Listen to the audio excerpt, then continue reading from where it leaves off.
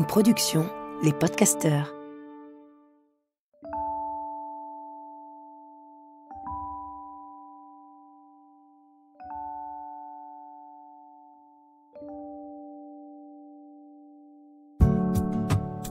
Bonjour à tous. Avant de débuter l'épisode du jour, j'ai une grande nouvelle à vous annoncer. Je crois que vous connaissez les liens très forts que j'entretiens avec l'application de méditation en pleine conscience nommée Petit Bambou. Eh bien, grâce à leur confiance et à leur soutien, j'ai eu la chance de créer un programme à leur côté. C'est donc avec une immense joie que j'ai pu imaginer un programme exclusif vous invitant à explorer les facettes de l'audace à travers 12 séances. Chaque séance propose un chemin à travers une réflexion philosophique, une lecture inspirante et un temps de pratique. J'ai choisi ce thème parce que l'audace me semble être un sujet majeur. Et oui, qui n'a jamais rêvé d'être audacieux ? Lorsqu'on cherche le terme audace dans Google Images, on tombe sur des centaines de photos d'individus, les yeux fermés, en train de sauter d'une falaise pour parvenir de l'autre côté. L'audace serait donc ce curieux élan qui nous permet de faire des choses aussi folles que de sauter entre deux falaises sans vraiment savoir pourquoi, ni même si on va y arriver. Mais est-ce si simple ? Est-ce qu'il suffit de fermer les yeux pour s'élancer ? Que faire du risque de s'écraser, de la peur de mal faire, de la crainte de décevoir, de se décevoir ? L'audace n'est-elle qu'un synonyme de culot, de prise de risque insensée ? Ce programme est une invitation à honorer l'audace, ou plutôt nos audaces. En les décortiquant, en y posant un regard philosophique, nous nous exerçons à les solidifier, à leur donner la place que l'on désire. Ce n'est pas une obligation, ni une injonction, mais plutôt une proposition qui peut nous aider à mettre encore plus d'élan dans nos vies. Et au bout du compte, à oser être celui que l'on souhaite être. J'ai hâte de vous faire découvrir ce programme que vous pourrez trouver sur l'application Petit Bambou. J'y ai mis beaucoup d'amour. N'hésitez pas à me dire ce que vous en avez pensé. Et maintenant, place à l'épisode. Bonjour. Oui, bonjour. Vous savez, je suis toujours Marie-Robert. Depuis maintenant plus de 3 ans, j'ai une proposition à vous faire. Et si la philosophie devenait sexy ? Et si elle cessait d'être abstraite pour venir éclairer nos jours comme nos nuits ? Et si elle quittait l'espace confiné des bibliothèques et qu'elle venait se faufiler dans notre quotidien ? Fini les dissertations et les mauvais souvenirs de terminale. Ici, on change de ton. La philosophie n'est pas une méthode à suivre, elle est un pas de côté. Elle nous permet de prendre du recul sur les gens, les choses, et aussi sur tout ce qui nous submerge. Soudain, par la magie des mots et du raisonnement, on aborde les événements de la vie autrement. Et on parvient même à trouver du confort dans des zones d'inconfort. Bref, on apprend à se faire du bien. C'est pourquoi, durant ces quelques minutes en votre compagnie, je n'ai pas d'autre ambition que d'arrêter les compteurs et de partager une bulle de respiration. Laissons-nous inspirer et faisons ensemble notre désormais traditionnel petit pas de côté. En 1964, Charles Aznavour chantait « Le temps qui va, le temps qui sommeille, le temps sans joie, le temps des merveilles, le temps d'un jour, temps d'une seconde, le temps qui court et celui qui gronde. Le temps et rien d'autre, le tien, le mien, celui qu'on veut nôtre. » En un refrain, le chanteur Charles Aznavour avait déjà cerné les contours de notre impossible rapport au temps. Nous ne pouvons pas vivre sans lui, et pourtant, il ne cesse jamais de nous manquer. Vertige d'une modernité compressée par l'urgence, la réaction, l'accélération continue. Les agendas se noircissent, se segmentent. Pour certains, dont je fais partie, les couleurs catégorisent les activités. On cloisonne, on note, on marque, on entoure pour ne pas se faire happer par l'horloge. On espère, coûte que coûte, élaborer une stratégie pour avoir un peu de temps à soi, pour voler du temps au temps. Bref, vous l'avez saisi, le sujet du jour nous plonge dans une impasse.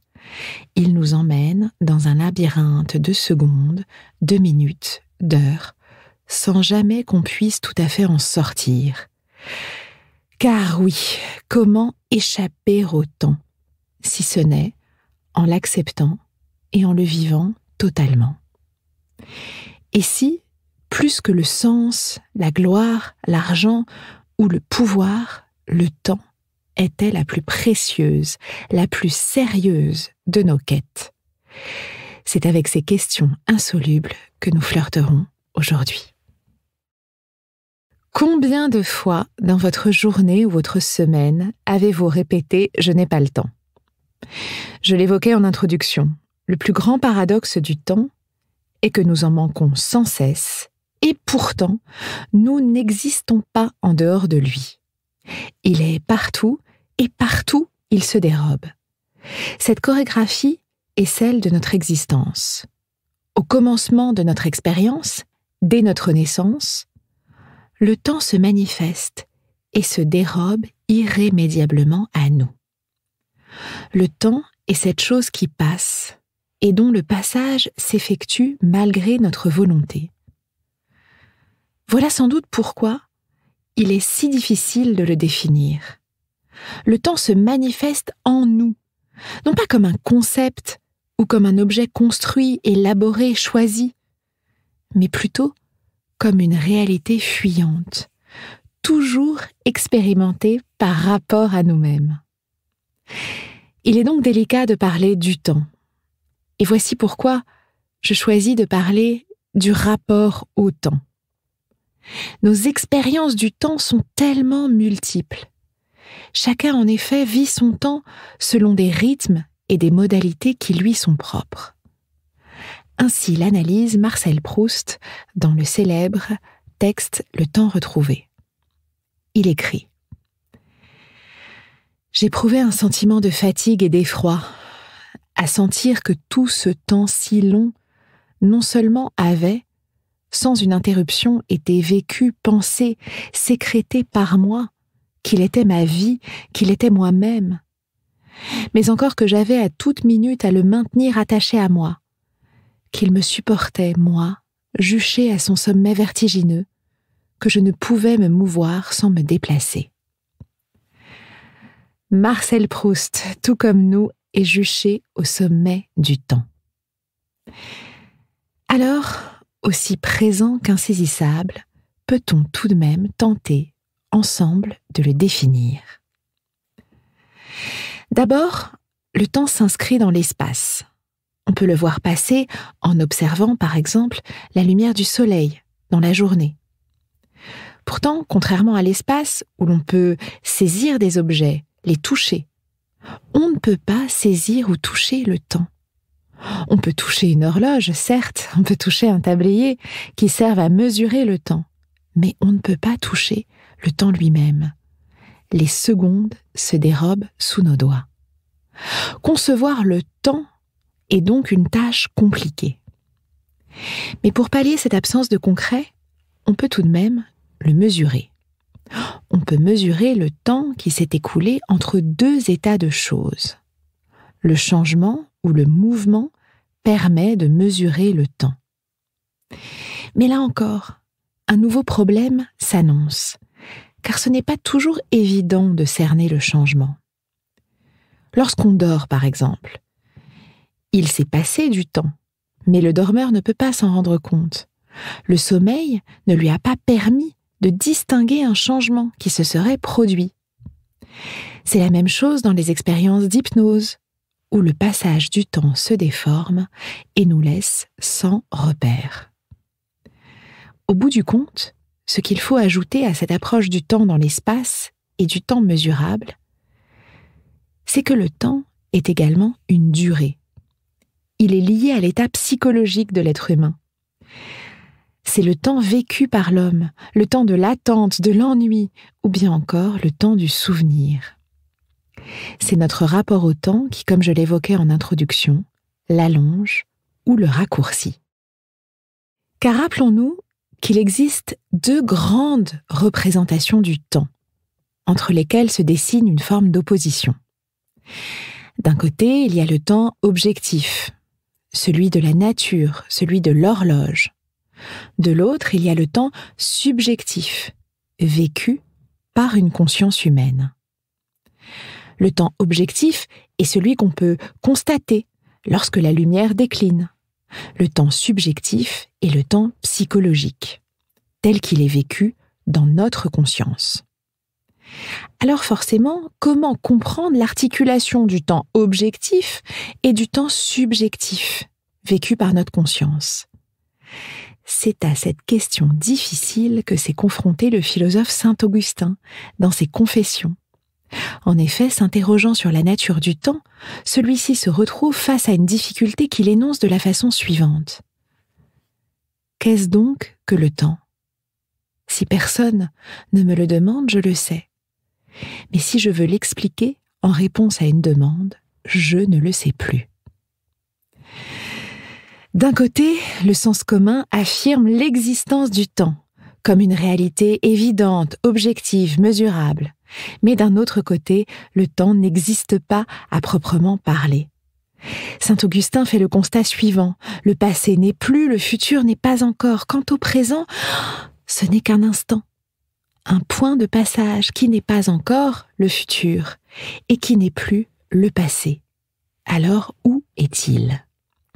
La saisie de la nature du temps constitue une sorte d'aporie, c'est-à-dire une difficulté que la pensée n'arrive pas à résoudre. La résolution de cette impasse passe par un changement de perspective sur le temps lui-même. Il apparaît à saint Augustin que le temps mesuré ne correspond pas au mouvement des choses, mais se situe plutôt à l'intérieur de l'homme. Ainsi, ce n'est que pour un esprit humain qu'il est possible de parler de temps. Qu'est-ce que raconte le temps ? Il ne raconte rien d'autre que notre histoire. Et c'est le philosophe Henri Bergson qui est celui qui oppose le mieux le temps de la science et la durée de la conscience. Le temps qui se distingue de la durée. La durée désigne, dans la terminologie de Bergson, le temps justement psychologique, qui est subjectif et relatif. Alors que le temps est extérieur à l'homme, la durée lui est intime. Comme la durée est éprouvée par un sujet, elle ne peut pas être divisée, elle ne peut pas être mesurée, car la conscience est un flux homogène. L'idée est simple, et le philosophe illustre cette spécificité de la durée en donnant l'exemple de la perception de la fonte d'un sucre dans l'eau. Je vous lis l'extrait. Si je veux me préparer un verre d'eau sucrée, explique Bergson, j'ai beau faire, je dois attendre que le sucre fonde. Ce petit fait est gros d'enseignement, car le temps que j'ai à attendre n'est plus ce temps mathématique qui s'appliquerait aussi bien le long de l'histoire entière du monde matériel, lors même qu'elle serait étalée tout d'un coup dans l'espace. Il coïncide avec mon impatience, c'est-à-dire avec une certaine portion de ma durée à moi, qui n'est pas allongeable ni rétrécissable à la volonté. Ce n'est plus du pensé, c'est du vécu.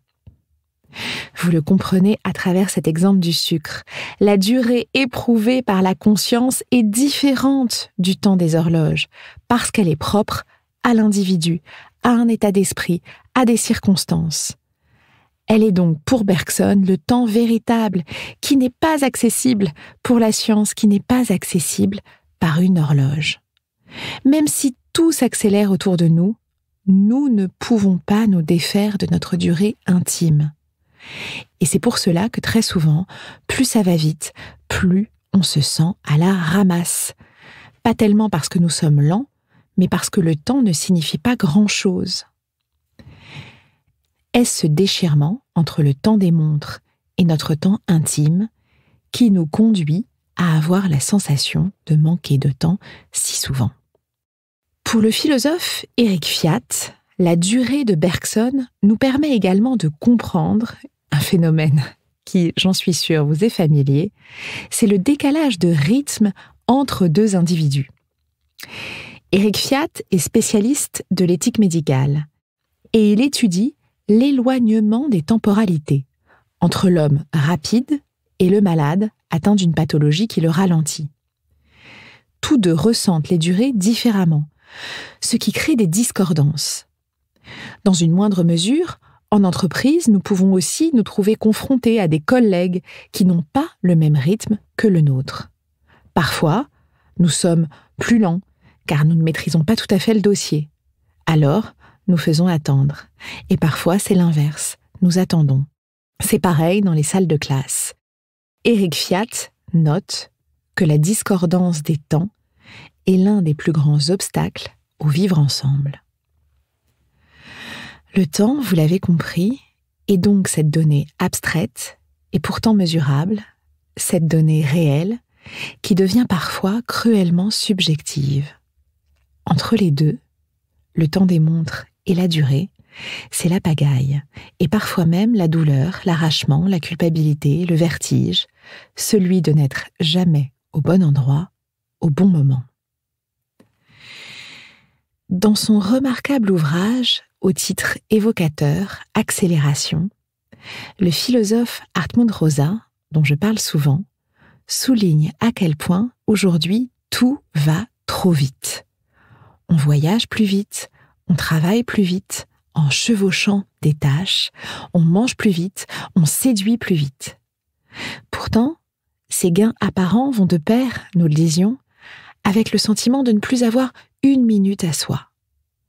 Au cœur de cette logique paradoxale, il y a ce fameux processus d'accélération. Selon lui, l'accélération définit l'essence de la modernité. Mieux que la rationalisation, l'individualisation, la division du travail ou la domestication de l'homme et de la nature. Ce qui fait que nous sommes des individus postmodernes, c'est précisément ce sens de la vitesse. Hartmut Rosa distingue 3 types d'accélération. Celle du vécu individuel, celle de l'accélération technique, celle du changement social et culturel. Il écrit « Il s'est écoulé 38 ans entre l'invention du poste de radio à la fin du XIXe siècle et sa diffusion à 50 millions d'appareils, tandis que cela n'a pris que 4 ans pour la connexion à Internet. Le rythme des innovations, la diffusion de la mode, tout va plus vite. Et à l'échelle d'une vie, nous changeons de métier, de conjoint, d'orientation politique, parfois, en tout cas beaucoup plus souvent qu'autrefois. Il s'agit sans cesse d'être flexible. En somme, tout, même notre durée intime, s'est accéléré. Sauf que, historiquement considérée comme libératrice pendant plus de 2 siècles, la vitesse met aujourd'hui en péril la conduite de nos existences. Et peut-être, plus grave encore, la possibilité même d'une action politique capable de transformer le cours de l'histoire. Car l'accélération, selon lui, a tout simplement pétrifié le temps. L'idée est simple, à force d'aller trop vite, tellement vite, on ne fait plus rien. Vous voyez tous les dossiers qu'il faut traiter en urgence sur votre bureau ? Eh bien, il y en a tellement qu'on ne les ouvre plus. Le vertige du temps qui fuse finit par immobiliser l'homme, à la fois surmené et désœuvré sur le plan existentiel, donc in fine contre-productif. Car nul n'échappe aux effets de l'accélération. Ces effets touchent à la fois à la vie personnelle et à la vie sociale. À l'échelle individuelle, d'abord, c'est le stress, l'hyperactivité ou au contraire la dépression, qui deviennent des pathologies de plus en plus fréquentes aujourd'hui. Alors, face à ce déferlement minuté, où trouver du sens? Comment construire sa pensée? Comment renouer avec sa durée intime? Une durée acceptable qui ne balaye pas tout sur son passage. À cette réflexion sur le temps, il faut rajouter une idée, peut-être la plus étrange et la plus complexe à accepter. Le temps, aussi accéléré soit-il, est irréversible. On ne peut pas revenir en arrière. On parle de flèche du temps en physique pour caractériser le passage d'un état de l'univers à un autre état. On considère alors le temps comme devenir, c'est-à-dire comme succession d'états différents qui sont irréversibles. Savoir que le temps passe et qu'il est irréversible fait de la mort la destinée de tout homme.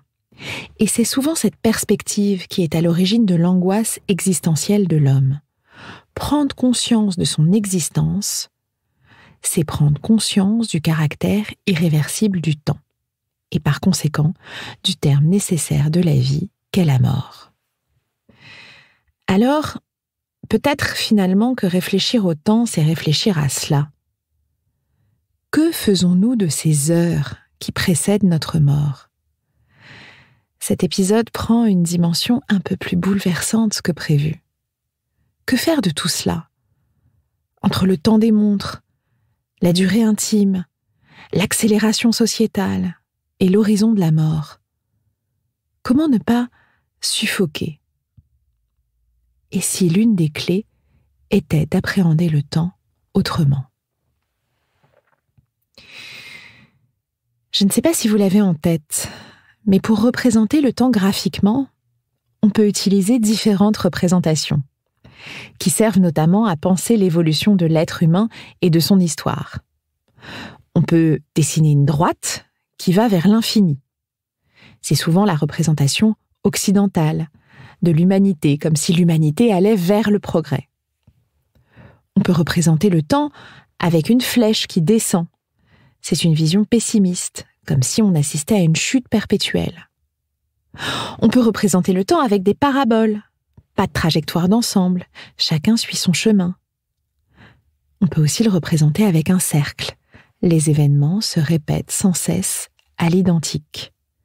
Ou encore avec un arbre, pour montrer la multiplicité de nos temps. Ces différentes représentations graphiques soulignent qu'à défaut de pouvoir maîtriser le temps, on peut tenter de le concevoir, de le percevoir autrement. Et cela commence aussi par la façon dont on en parle. Il y a par exemple, parmi toutes les dimensions qui me fascinent dans la langue grecque, une qui me touche encore plus que les autres.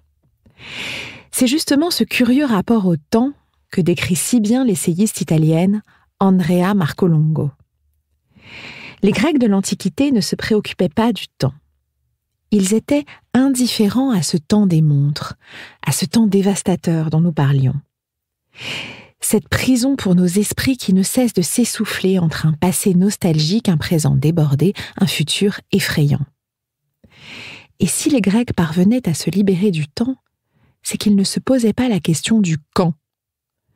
Ils préféraient celle du comment. L'interrogation soudain se métamorphose. Elle conquiert un nouveau territoire. Comment adviennent les choses ? Non pas quand adviennent les choses. On ne cherche pas à connaître l'heure, la date, ni aucune autre ligne de démarcation temporelle, mais on cherche plutôt à découvrir le déroulement de ce qui s'est passé. L'aspect est une catégorie singulière de la langue grecque. Elle engage à considérer la qualité de l'action, à affiner notre regard, à préciser les contours, et au bout du compte, à définir l'être. Comment les événements nous traversent ? L'enjeu n'est pas la durée, l'enjeu est la transformation. Que se passerait-il si nous demandions non pas « Combien de temps es-tu resté avec telle personne ?» mais « Comment cette relation t'a transformé ?» Nous ne sommes que des commencements et des fins, et entre les deux, nous sommes de l'être. Le schéma passé, présent, futur fige les souvenirs, des faits, des gestes, alors que nous sommes sans cesse en mouvement. Combien de projections futures envahissent notre présent ? Combien de volontés qui, en fait, ne se sont jamais réalisées ? Et si nous quittions le temps des horloges pour nous ouvrir à celui du récit ? D'une façon différente, mais tout aussi poétique, c'est aussi le récit qui entre en jeu dans un terme néerlandais que j'aime beaucoup et qui décrit notre impatience, un futur dont la beauté se conjugue déjà au présent. Ce terme, intraduisible, renvoie à cette ivresse singulière qu'on ressent à l'égard de ce qui vient. Le Voorpret porte en lui l'idée d'un pré-amusement, d'une anticipation qui, pour une fois, n'est pas anxiété, crainte, angoisse, mais porte l'agréable.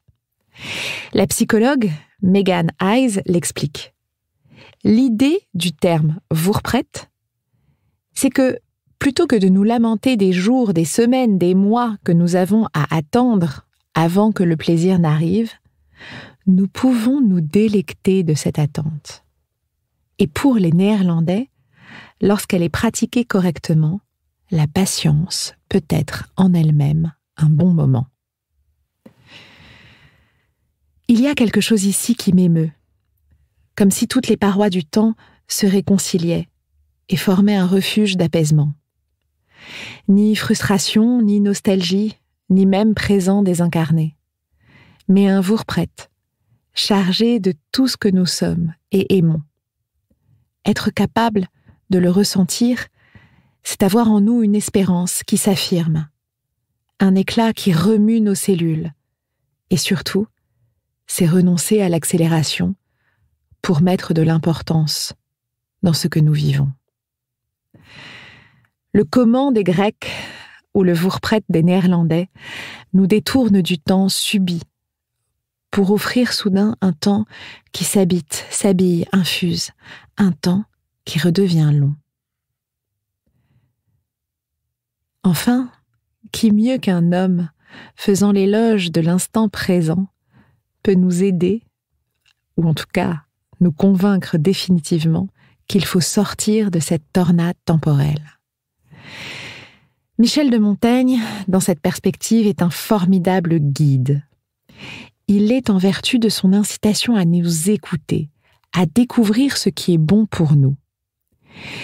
C'est dans l'intimité de ses essais, dont il débute la rédaction en 1572, que nous allons pouvoir reprendre définitivement notre souffle. Pris dans le vertige de la vie contemporaine, si nous sommes aujourd'hui si souvent épuisés, c'est, nous l'avons dit, parce que nous nous imposons une cadence qui n'est pas la nôtre.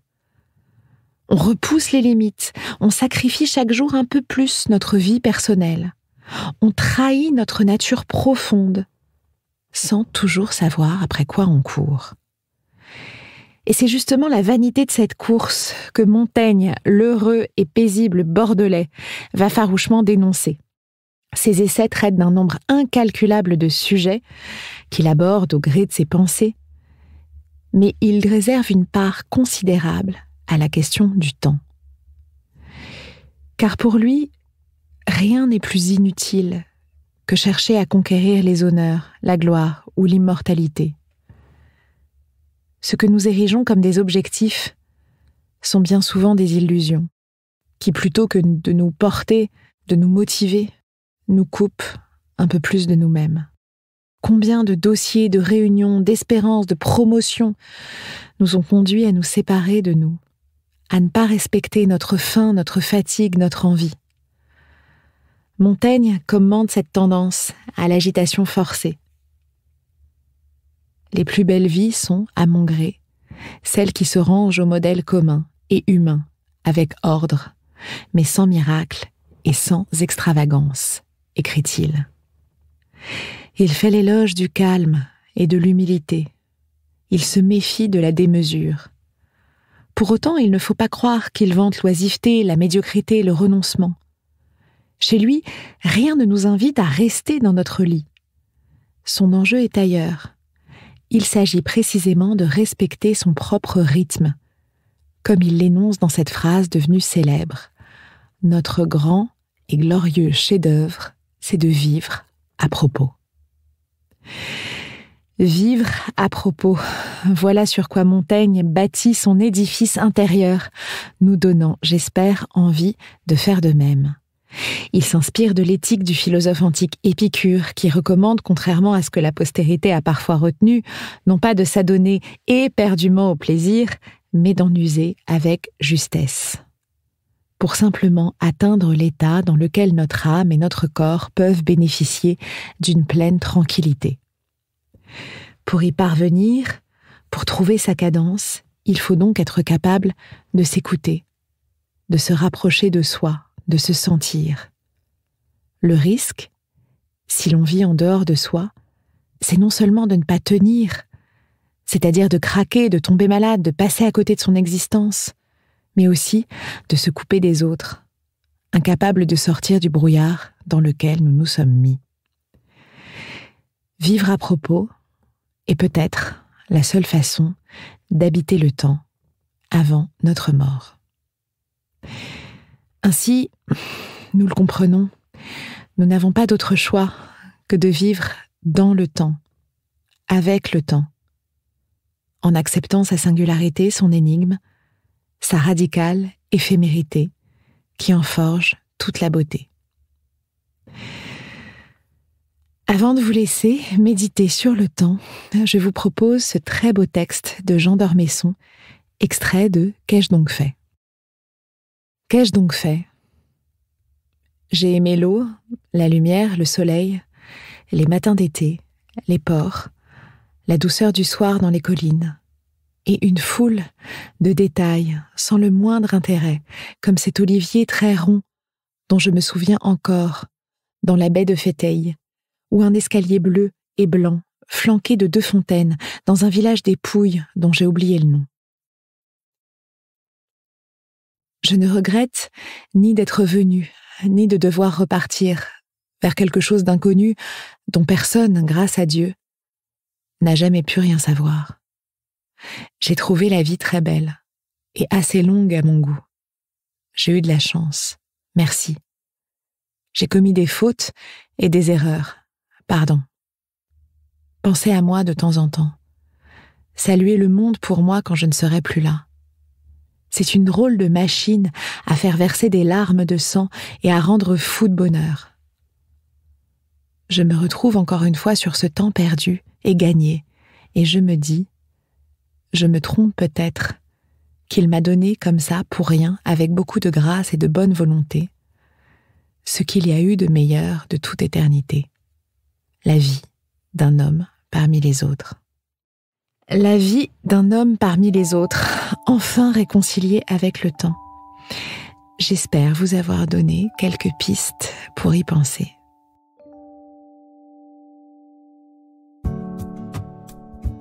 En attendant, merci pour votre écoute. N'oubliez pas qu'ici, il n'est pas question de leçons, mais juste d'une proposition, d'une hypothèse qu'il vous appartient de confirmer ou non. On se retrouve dans 15 jours. En attendant, n'oubliez pas de lire, d'oser et de vous rappeler qu'il n'y a rien de plus sexy que la philosophie.